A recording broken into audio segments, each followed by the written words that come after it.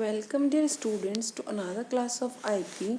In previous class we have seen the description of the program. Okay, so now here I am showing you how we can run this program on IDLE. So this is the whole complete code that I have written. In NCERT there are some mistakes of indentation, so that you have to check and make it with proper indentation. So this is the complete code. Now I am showing you how to run this code. Okay, so see, by clicking on run and F5 we can run this code and we can apply the operation. So this thing you will get as a result.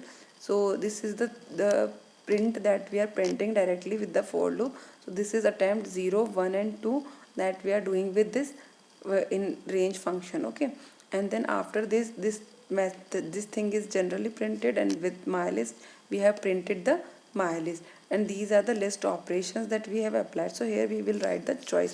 So choice I am writing here is modifying an existing element. So I am writing 4. Okay, so it will show enter the position of element to be modified. So suppose I want to modify the data at I have to mention the index or place. So I am writing here 2.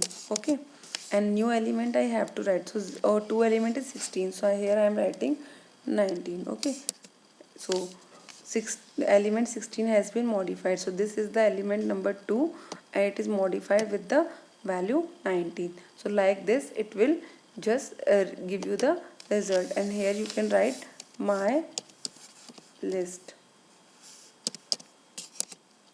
Sorry, to display list we will write my list.